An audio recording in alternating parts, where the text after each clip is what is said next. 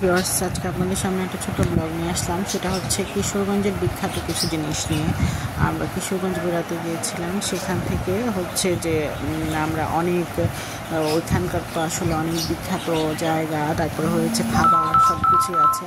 তো ওগুলো দেখতে গিয়েছিলাম। তো ওইখান থেকে হচ্ছে একটা ছোট্ট ব্লগ করে নিয়ে আসছি আপনাদের সাথে শেয়ার করার জন্য। প্রথমত আমরা প্রথমে গিয়েছিলাম হচ্ছে কিশোরগঞ্জের অষ্টগ্রামের দিকে। ওইটা দেখে তারপরে কিশোরগঞ্জ শহরে আসলাম। তো ওইখানে অষ্টগ্রামের এইদিকে আপনার এই একটা মিনহাজের হোটেল, একটা বিখ্যাত হোটেল আছে।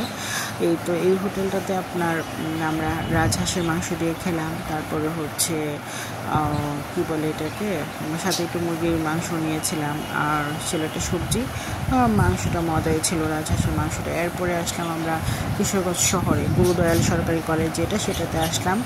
তো এখানে আসার পরে এখানে অনেক মজার খাবার ছিল। যেমন একটা খাবার ছিল, সেটা হচ্ছে ইন্ডিয়ান ভাইরাল একটা লেমন জুস। ওইটা মোটামুটি একটু ভালোই ছিল।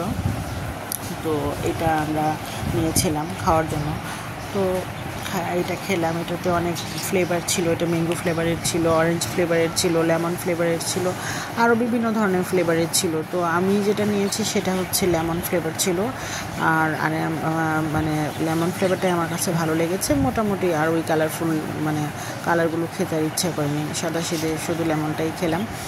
তো আমার কাছে এই ভাইরালি লেমন জুসটা মোটামুটি ভালো লেগেছে, এত আহামরি কিছু না। তো তেমন একটা টেস্ট না, আমার কাছে জানি কেমন একটা লেগেছে। তারপরেও মানে সবাই খাচ্ছে দেখে নিলাম।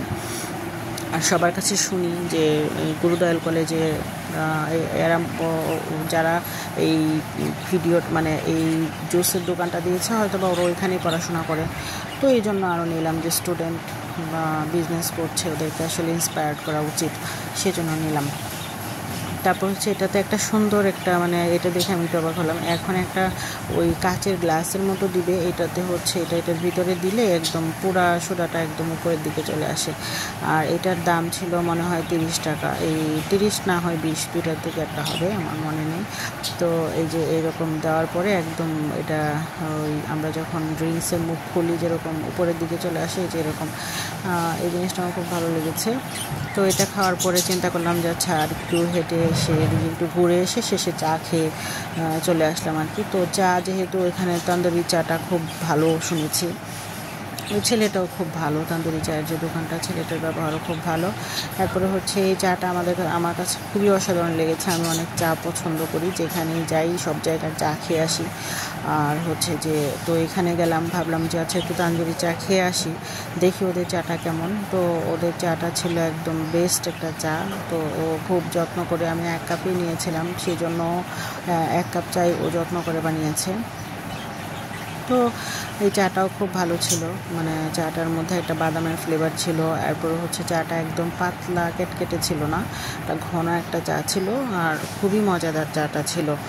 তো কিশোরগঞ্জ গুরুদয়াল কলেজে গেলে আপনারা এই চাটা ট্রাই করে দেখতে পারেন, তান্দুরি চাটা। এটা খুবই মজাদার একটা চা। আর একদম কর্নারে বসে, তো ওই পাশে একটু নিরিবিলিও আছে, একটু আরামে বসে চাটা খাওয়া যায়।